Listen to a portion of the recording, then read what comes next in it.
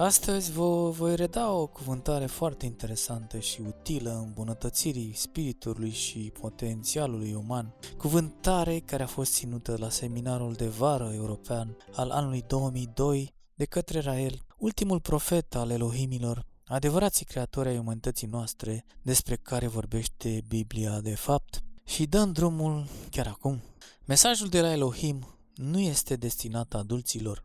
Un adult vrea doar să dețină oameni și bunuri. Și adulții nu vor să fie, vor să aibă. Un copil vrea doar să fie. Copiii spun întotdeauna, când o să mă fac mare, vreau să fiu. Ei nu spun, când o să mă fac mare, vreau să am.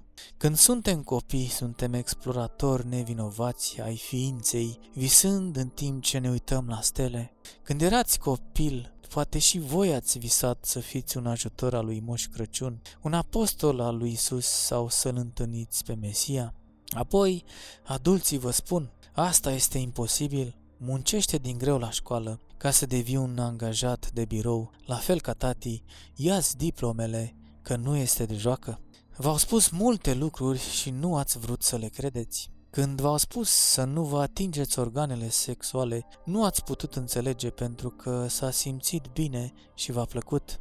Ați visat să fiți o stewardeză, un pompier, o cântăreață, un dansator sau un artist, dar asta nu este o ocupație serioasă. Tu urmează să fii inginer sau un medic. Vei avea o carieră grozavă pentru a avea o pensie mare și o piatră funerară, la fel ca bunicul tău. Problema era că, pe măsură ce îi auzeați mai mult, nu imediat desigur, voi în cele din urmă ați început să-i credeți, chiar dacă le-a trebuit ceva timp să vă aducă la nivelul adultului, pentru că voi ați fost mult mai sus decât ei. Când suntem copii, noi ne ridicăm mult mai sus decât adulții.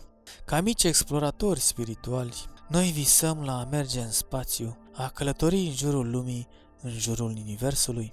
Noi visăm să facem roboți, visăm la nesfârșit, fără limite. Adulții sunt foarte mici, exact ca și visele lor. Vor doar să aibă cea mai recentă mașină, cel mai frumos partener și, pe de altă parte, cel mai bogat partener, astfel încât să poată avea cea mai frumoasă casă.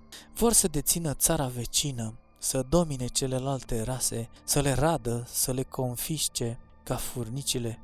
Apropo, știați că a fost descoperit o nouă rasă de furnică ce este capabilă să coopereze cu rasele vecine? Au deja propria lor Uniune Europeană. În mod normal, când se întâlnește un grup de furnici cu altul, se adulmecă reciproc și când află că nu sunt din același furnicar, sar unele pe altele. Dar cu această rasă nu se întâmplă nimic. Comercializează produse de parcă ar fi plini de iubire. Oamenii de știință nu înțeleg nimic, ei nu o numesc dragoste, adulții nu cred în asta, vorbesc despre o mutație genetică, că poate e din cauza poluării, nu pot să se recunoască reciproc, așa că se înfrățesc. Uimitoare deducție, nu-i așa? Vrem astfel de mutații și pentru ființele umane. Milioane de decese ar fi evitate în acest fel. Imaginați-vă, ne-am adulmecat doar unii pe alții și ne-am spune, suntem cu toții oameni. Ne-am săruta în loc să continuăm să îi ucidem pe alții.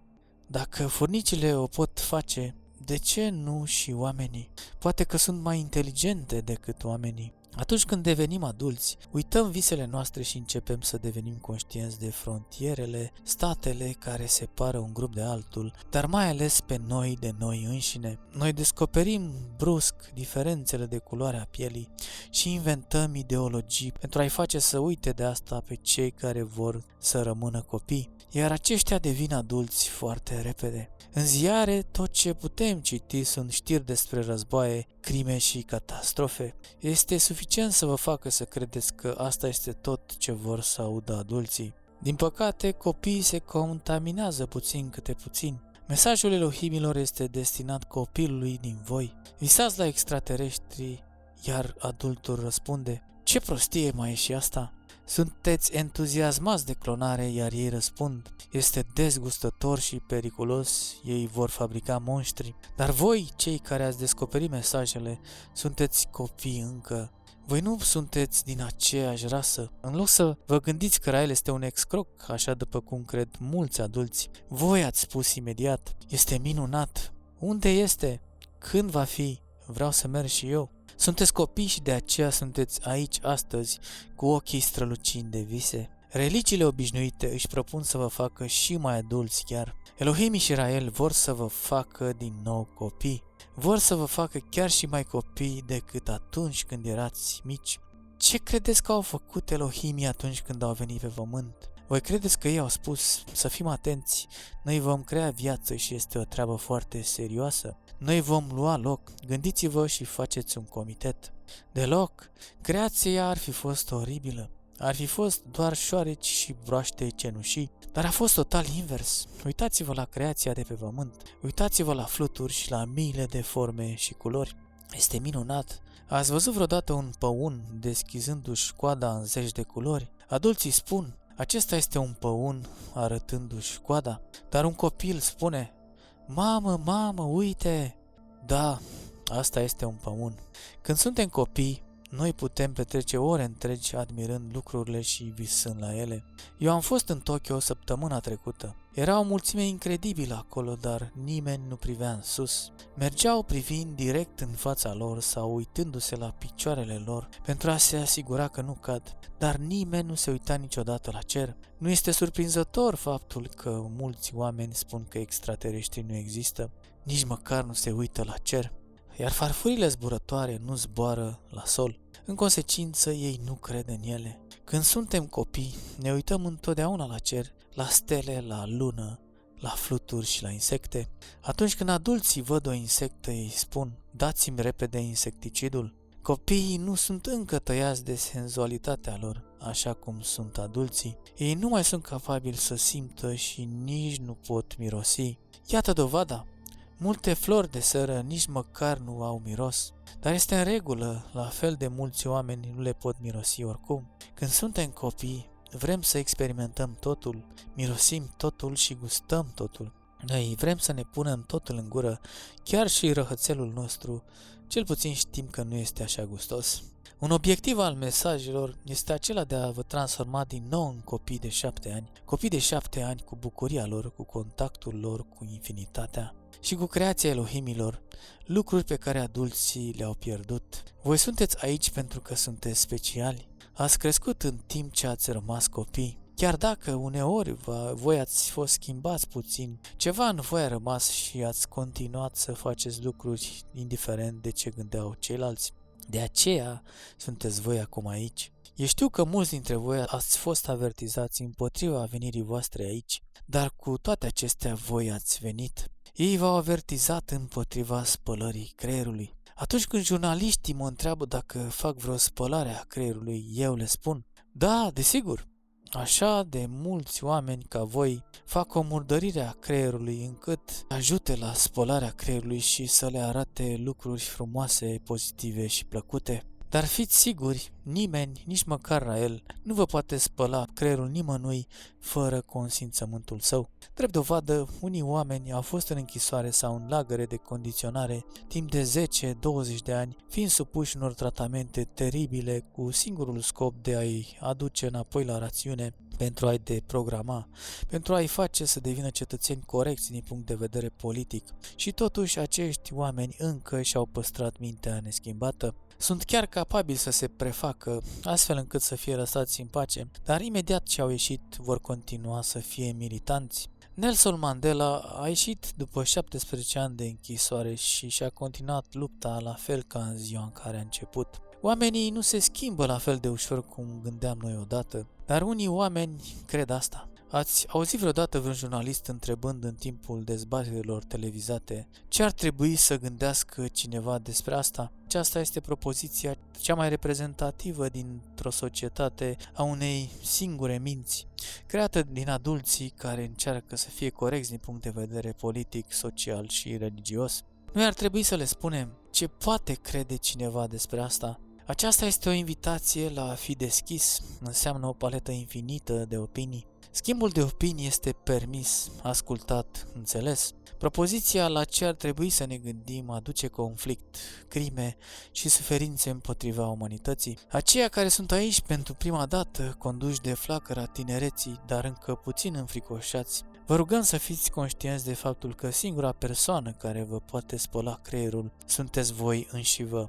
Aveți întotdeauna libertatea de a pleca, nu numai astăzi sau săptămâna aceasta, ci oricând. Puteți părăsi mișcarea raeliană atunci când doriți și chiar mai bine de atât. Eu vă voi încuraja să faceți acest lucru pentru că nu vreau oameni călduți care să întâmpine pe Elohim. Dacă aveți îndoieli și nu vă simțiți confortabil, eu vă rog să plecați. Ce spun acum, chiar cred sincer, iar eu unul nu vă voi amenința cu iadul, nu veți găsi încurajarea de a rămâne cu noi decât în interiorul vostru. Mișcarea raeliană și filozofia ei vă face și mai diferiți atunci când părăsiți acest seminar decât atunci când ați ajuns. Că ne pasă de faptul că veți cultiva diferența astfel încât paleta noastră să crească în culori noi. Cu cât suntem mai diferiți, cu atât devenim mai bogați. Creăm un curcubeu în care fiecare își poate exprima culoarea sa. Nimeni de aici nu are aceeași culoare ca celorlalte persoane, suntem cu toții diferiți. Punctul nostru comun este acesta. Noi suntem cu toții niște copii născuți dintr-un vis biologic al Elohimilor. Cu cât suntem mai diferiți, cu atât mai bogată devine și umanitatea. Majoritatea oamenilor de aici nu și-au dezvoltat decât până la 10% din personalitatea lor. Sunt rari cei care s-au dezvoltat mai mult și totuși este posibil să fiți 100%. Aceasta este ceea ce în Asia se numește a fi Buddha. Scopul unui Buddha este acela ca fiecare ființă umană să devină un Buddha. A fi Buddha este o stare de a fi 100%, nu de a avea sau de a ști. Elohimii ne oferă în dar acest lucru extraordinar. Nu numai că ne-au spus adevărul despre originea noastră, ne-au învățat și cum să devenim egali cu ei, dacă nu chiar ușor superiori. Acest lucru este unic și uimitor, iar sub acest aspect, raelismul este de acord cu o dimensiune a filozofiei budiste. Fiecare dintre noi poate să devină un Buddha sau o ființă care este. Acesta este un pleonazm. O ființă ar trebui în mod normal să fie. Din păcate, el sau ea nu pot fi atunci când el sau ea vor doar să aibă sau să știe. Oamenii bogați care se sinucid o fac pentru că într-o bună zi au fost siguri că atunci când vor avea, asta îi va face fericiți. Savanții își fac și ei fericirea să depindă de cunoștințele lor și de studiul intens, dar atunci când ajung plini de titluri, ce vor face ei cu viața lor mai departe? Fericirea nu înseamnă niciodată mâine sau oriunde altundeva, nici în a ști sau în a avea. Dacă vrei să fii fericit, asta înseamnă că nu ești, pentru că dacă vrei să fii fericit, înseamnă că încă nu ești fericit. Dar dacă spuneți, sunt fericit, atunci sunteți. Același lucru pentru știu de ce sunt fericit. Atunci nu ești cu adevărat fericit. Dacă sunteți fericiți dintr-un motiv, înseamnă că depindeți de ceva. Când nu o să mai aveți acel ceva, veți fi triști. Gândul și rațiunea ne îndepărtează de copilul din noi. Fericirea noastră ar trebui să fie acolo, fără niciun motiv, chiar acum. Noi nu suntem ca un coș care continuă să fie umplut sau ca o floare care se deschide. Fericirea este imediată, completă. Eu sunt aici, acum. Fiți fericiți fără motiv. În același timp, mulți oameni continuă să călătorească gândindu-se că vor fi mai fericiți undeva departe și continuă să alerge, se pregătesc și împachetează bagajele, făcând proiecte, iar apoi timpul trece și se instalează altundeva, ei realizând că nu sunt mai fericiți decât înainte. Nu mai faceți ca fericirea voastră să depindă de ceva din exterior. Fiți propriul vostru magician al fericirii. Aveți bagheta magică și iepurele în pălărie. În interior se află toată magia copilăriei. Găsiți-vă visele din nou și amintiți-vă. Este mai bine să visezi în timp ce ești treaz decât să visezi în somn. Noaptea, visele nu au nicio valoare. Avem sute dintre ele în fiecare noapte, niciunul nu este mai bun decât celălalt. Dar visele din starea trează provin din conștiința noastră și astfel ne putem programa viața pentru a fi minunată. Acestea sunt visele care ajută la aducerea încântării în viața noastră pentru a deveni un Buddha. Dar mai ales nu fiți triști dacă sunteți nemulțumiți. Nu există asigurare pentru fericire. Scopul nu este să fii fericit, ci să rămâi fericit. Cineva nu își poate dori să fie fericit, ci își poate dori să rămână fericit. Este complet legitim a ne dori să rămânem fericiți. Nu este periculos, dar foarte dificil. Cu toate acestea, este posibil. Această planetă are nevoie de fericirea voastră. Cu cât sunteți mai mulți, cu atât mai mult schimbați planeta. Noi suntem armata Elohimilor pe pământ, o armată care vine și aruncă bombe de iubire pe planetă. Și pentru a trimite iubire, noi trebuie să fim fericiți. Nu putem difuza iubire și înțelepciune dacă nu suntem fericiți. Dacă nu ne simțim confortabil, oamenii nu vor dori să ne asculte. Cel mai bun mod de a difuza înseamnă de a fi fericit. Nu este nevoie de discursuri, nu avem nimic de zis, doar să fim.